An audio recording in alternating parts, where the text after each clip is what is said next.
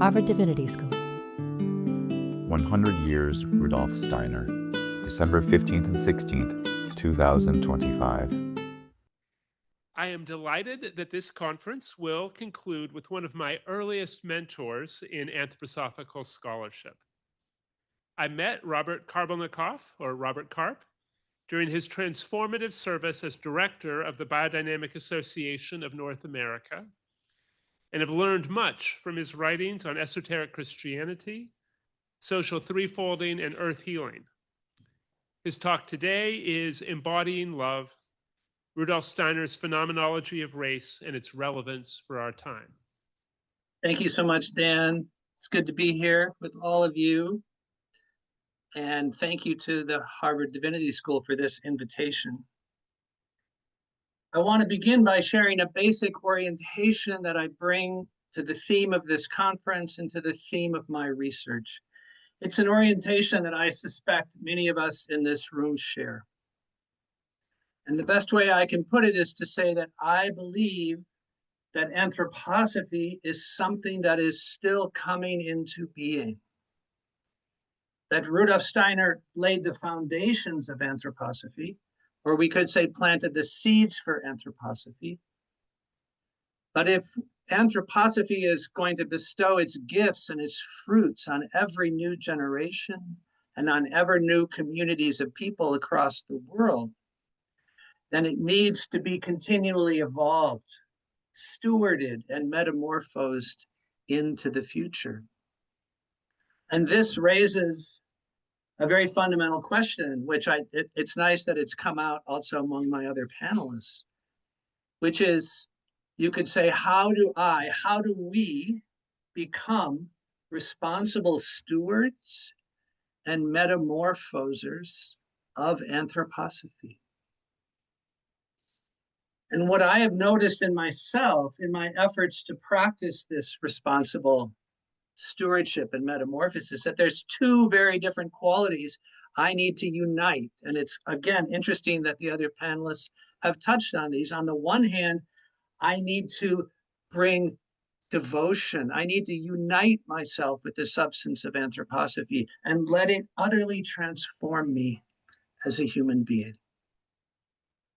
On the other hand, I need to bring the full fire of my independent individuality to anthroposophy so that I take nothing that Rudolf Steiner says on faith, that I wrestle with everything and find what is really my own. What can I say yes to? What is going to take me into the future?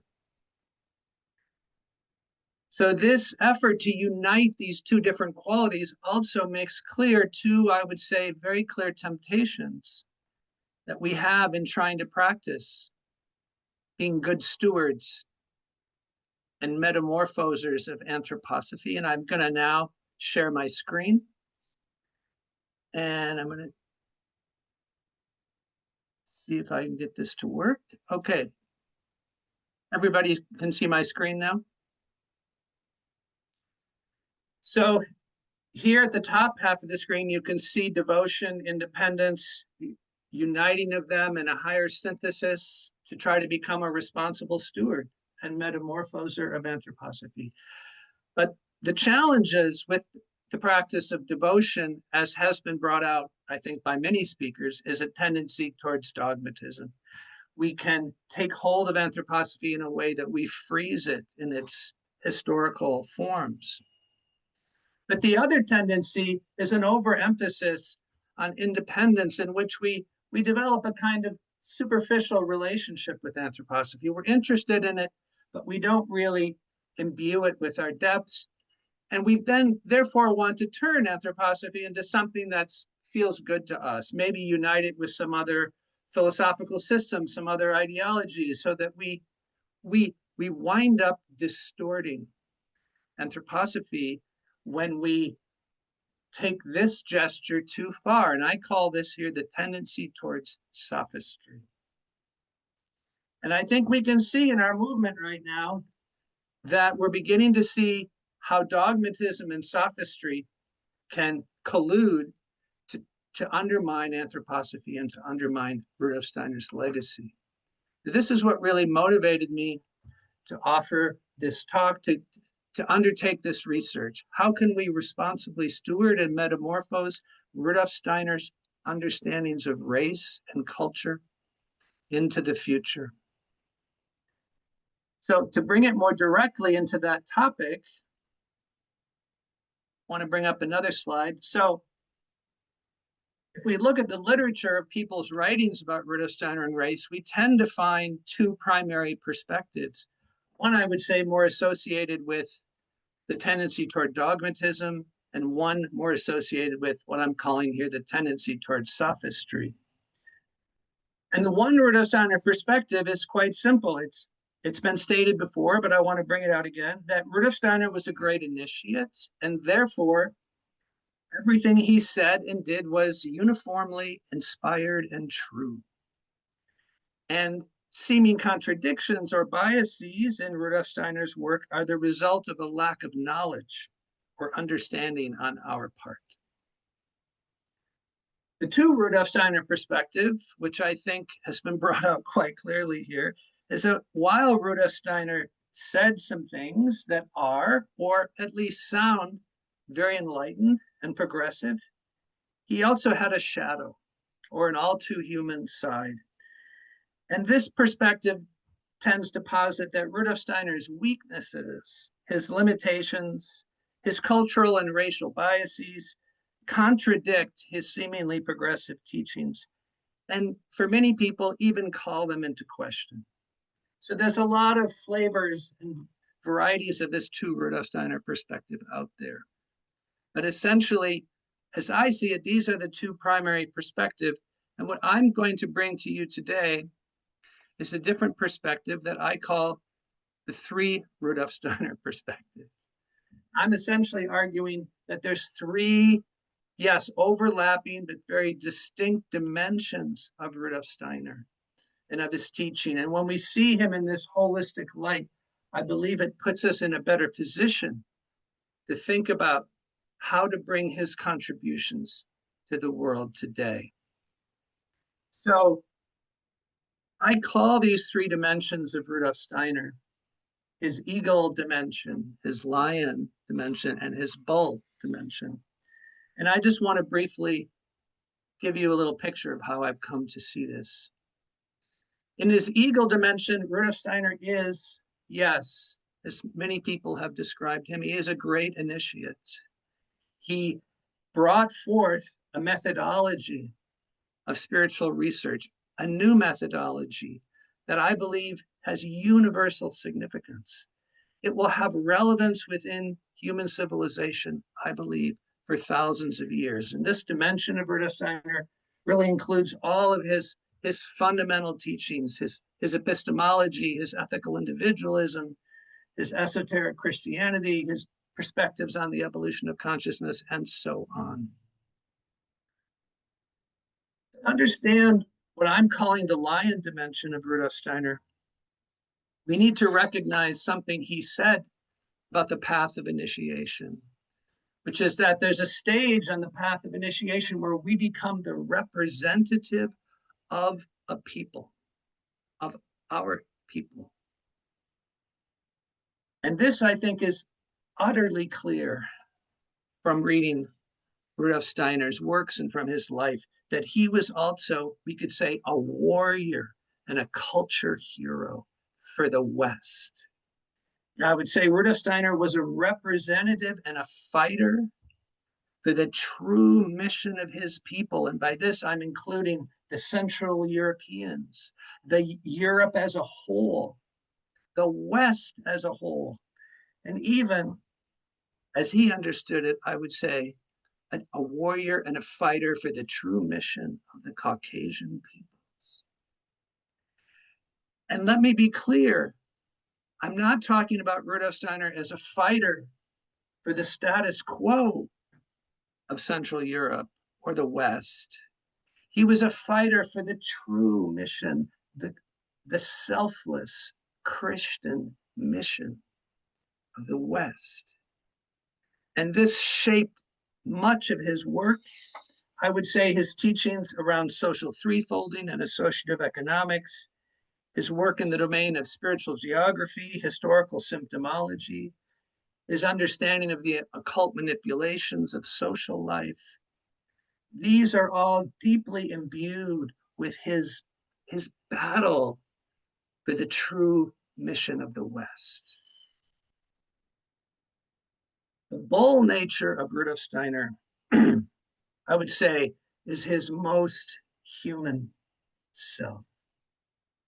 And here I would describe Rudolf Steiner as a courageous, flexible social actor, limited by the possibilities of his time and place, by the consciousness and needs of his audience, and yes, by his own very human karmic and temperamental limitations and one-sidednesses. I will come back and say more about that, but first, now what I would like to do is to share what I see as sort of the contributions of these three dimensions of Rudolf Steiner, give you an example anyway of their contributions to modern society in our current context. I want to start with Rudolf Steiner's Eagle teachings. As I think you all know, we live in an incredibly tense cultural discourse around the question of race. Ashton has brought this out quite clearly. We have on one side the notion of race essentialism. Race is real, and it's determined by, we could say, unchanging biological and or divine laws. And way on the other side of the spectrum, we have the critical postmodern view of race, that race is a social construct used by certain groups to enhance their power in society. And these two perspectives, now mind you, there's a lot of variation across this spectrum, but nonetheless, there's an incredible culture war, you could say, taking place right now. And I believe that Rudolf Steiner's Eagle teachings on race and culture, as I'm calling them, represent and offer us a middle path, a healing path between these two incredibly one-sided perspectives, which after all, both share a profoundly materialistic view of the human being and of human society. So I call this, for the moment anyway, I'm calling this Eagle teaching of Rudolf Steiner Sophionic or Maypole multiculturalism. So what Rudolf Steiner said essentially is that the races, then the ethnic cultures that emerged in the course of human evolution are all expressions of the archetypal human being. We could also say they're all expressions of the soul of the earth herself, because the archetypal human has been deeply imprinted into the soul being of the earth. And so this symphony of races and cultures that have come into being on the earth all have their origin in a higher unity of being. And these races and cultures had a mission, which was to train human beings up to becoming self-responsible individuals. That this has taken thousands and thousands of years. And during those thousands of years, human beings were being taught by the leaders of those cultures, of those races, to try to become responsible individuals. So Rudolf Steiner gives on a way a kind of light side and a shadow side of this picture, that races and cultures, on the one hand, have been the teachers of humanity. But on the other hand, we've reached a stage of development where human beings have lost the memory of the archetypal unity. They can't find it anymore through their racial development, through their cultural development. And this led to the Christ impulse. This led to the Christ being enacting this deed, which was in a sense calling human beings back to the memory of their unity and implanting in human beings the power to free themselves from a limited group soul identity, whether we think of that as a racial or an ethnic identity at the moment. The point is that human beings needed forces to be able to rise above these old group soul identities. And the mission of the Christ Impulse, however, is not only to give us this power, but to make it possible for us to bring the best of our racial and cultural heritages into their highest expression, so that a true symphony of the different races and cultures on the earth can come to being. And I call this maypole multiculturalism because, you know, the problem we have with the multiculturalism promoted by postmodern critical theory, with all due respect to my fellow panelists, is that it doesn't offer any source of unity, right? If you take the image of the maypole, we have the vertical pole with the colored streamers, and that's like an image of the archetypal human.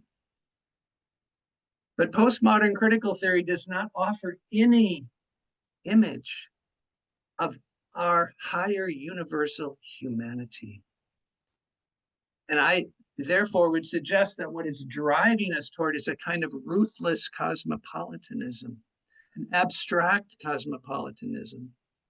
And therefore, it's come to war with race essentialism, which is looking for that source of unity in very old forms of the group soul that would like to keep humans divided and have unity just with the people that they have shared blood, shared cultural relationships with.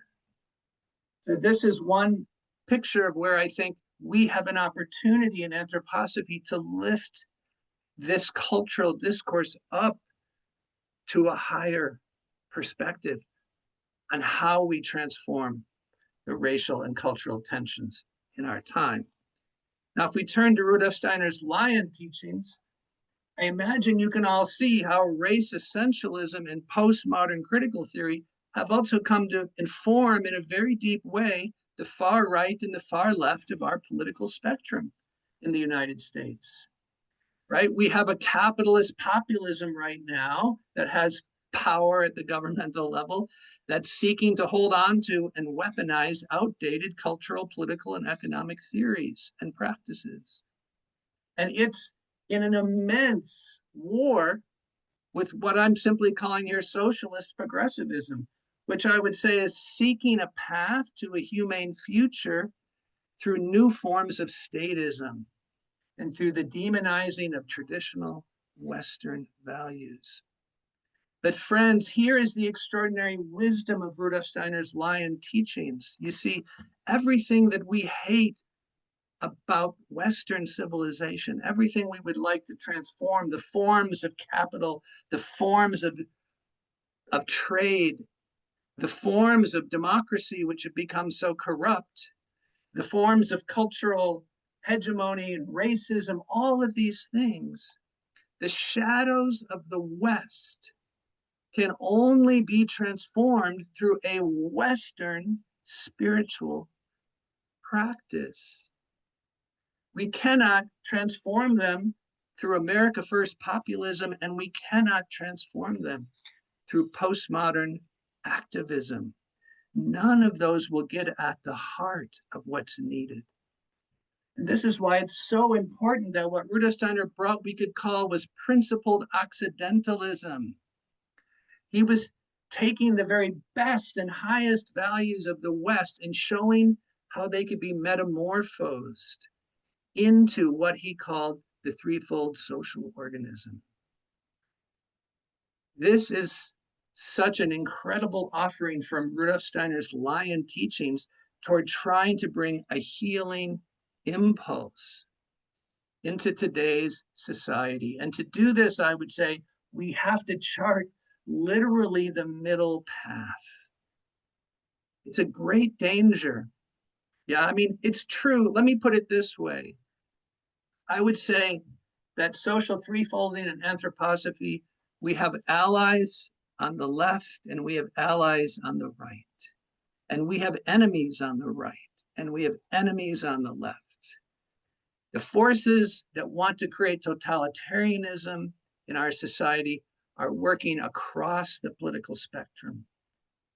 And anthroposophy needs to give birth, as I said, try to engender, try to stimulate principled Occidentalism, a Western-based spiritual renewal. We will not be able to transform these shadows without it. Finally, I want to come back to the bold dimension of Rudolf Steiner. How much more time do I have, by the way? I haven't been seeing anything. Maybe I need to go into the chat. You have a minute left, Robert. Beautiful. I just want to leave you with 3 questions that I think can help us go more deeply into the question of Rudolf Steiner's bull dimension. The first question is, what can we learn from Rudolf Steiner's, what I call sacrificial, metamorphic, dynamic social activism? This is the highest expression of Rudolf Steiner's bull nature. He was just an incredibly courageous and sacrificial social activist. What is it that we need to learn from that? The second question is, did Rudolf Steiner's karmic and temperamental one-sidednesses and the limitations of his time and place come to expression in his views of race and culture? And if so, how do we responsibly bring balance to these aspects of his teaching today? And this question, to me, is somewhat answered by the third question, which is, what are the new or additional teachings regarding race and culture that Rudolf Steiner and the living being of anthroposophia would now like to bring to humanity? So I just want to close with this point. Yeah, if we want to bring about a metamorphosis of anthroposophy, we have to try to come into an intuitive relationship with this being. And what is the new wisdom that this being might want to offer us now? And if we can get in touch with that, I would say we can find the way to bring the fullness of Rudolf Steiner's legacy into right relationship and into a true and worthy offering of healing for our culture today. Thank you very much. Sponsored by the Program for the Evolution of Spirituality. Copyright 2023, the President and Fellows of Harvard College.